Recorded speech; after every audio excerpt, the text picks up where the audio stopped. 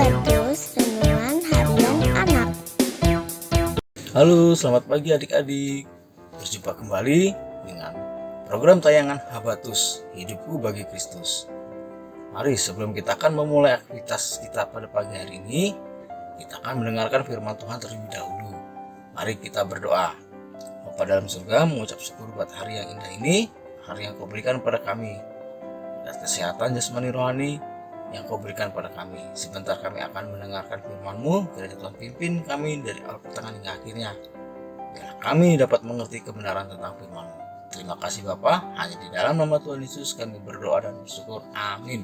Nah adik-adik, firman Tuhan yang akan kita renungkan pada hari ini diambil dari Amsal 25 ayat 11 sampai 12. Saya akan bacakan.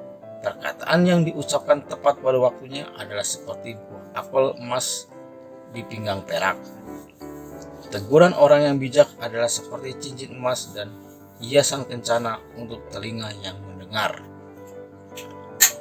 Kualitas suatu perkataan yang kita ucapkan bukanlah dinilai dari seberapa banyak kata-kata atau seberapa pintar kita merangkai kata-kata, melainkan perkataan yang diucapkan tepat waktu serta dapat berdampak untuk mengubah sesuatu menjadi lebih baik. Nah, itulah perkataan yang tepat waktu. Ibarat sebuah anak panah yang kita lepaskan, busur itu tepat pada sasaran yang sudah ditargetkan oleh kita. Dalam firman Tuhan ini, Raja Salomo yang penuh hikmat dari Tuhan mengajarkan kita tentang perkataan yang perlu disertai oleh hikmat. Di sini Salomo berkata perkataan yang diucapkan tepat waktu seperti buah apel emas di pinggang perak. Artinya apa? Buah apel emas dan pinggang perak menggambarkan betapa serasi dan eloknya ketika keduanya sama-sama dipajang di suatu tempat. Begitu pula dengan perkataan yang kita ucapkan. Jika mengucapkan perkataan tersebut tepat waktu dan mengucapkannya tepat waktu yang tepat, maka orang yang mendengarnya pasti akan merasakan kedamaian dan ketenangan. Hati yang dulunya dipenuhi dengan amarah akan digantikan dengan damai sejahtera. Kira-kira apa ya contohnya? Contohnya ialah jika orang tua kita baru pulang dari pekerjaannya, maka adik-adik janganlah langsung meminta sesuatu yang adik-adik inginkan. Bisa saja orang tua kita masih lelah dengan pekerjaannya, masih capek ya. Carilah waktu yang tepat serta tempat yang nyaman untuk mengutarakan apa yang adik-adik inginkan kepada orang tua adik-adik. Jadi begitu waktunya sudah tepat, orang tua adik-adik sudah santai, sudah istirahat, barulah nanti adik-adik mengatakannya kepada orang tua adik-adik. Nah, begitu juga kalau kita menegur seseorang ya. Ketika ada orang lain yang berbuat kesalahan, adalah tugas kita untuk menegur dan mengingatkan mereka.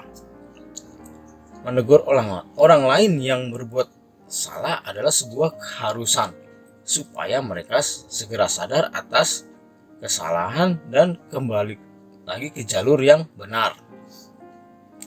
Tetapi untuk menegur teman kita atau seseorang, tidak boleh asal menegur. Tetap harus menggunakan waktu yang tepat. Karena apa? Karena banyak orang yang akan kecewa atau tersinggung, marah ketika dia ditegur tidak dengan waktu dan tempat yang tepat. Mengapa hal ini bisa terjadi? Karena teguran tersebut sangat tidak bijaksana, diutarakan dengan kata-kata yang pedas. kasar dan tidak tepat waktu. Kalau kita menegur seseorang dengan momen yang tidak pas, maka orang yang kita tegur akan merasakan hal yang tidak enak. Ketika kita menegur seseorang, janganlah kita untuk menghakimi orang tersebut atau mempermalukan atau menyalahkan orang tersebut. Nanti orang tersebut akan kecewa dan mereka menjadi sangat merasa tidak dihargai. Nah, sebagai anak-anak Tuhan, nasihat atau teguran yang kita berikan harusnya dilakukan dengan bijaksana dan kasih. Jadi, sebelum menegur orang lain adalah sangat bijak bila kita melakukannya di waktu yang tepat dan mengoreksi diri sendiri terlebih dahulu, supaya tutur kata kita mencerminkan karakter Kristus. Terlebih bagi perbuatan kita, supaya kita tidak menjadi batu sandungan bagi mereka. Amin. Mari kita berdoa. Terima kasih Bapa, kami telah mendengarkan firman-Mu.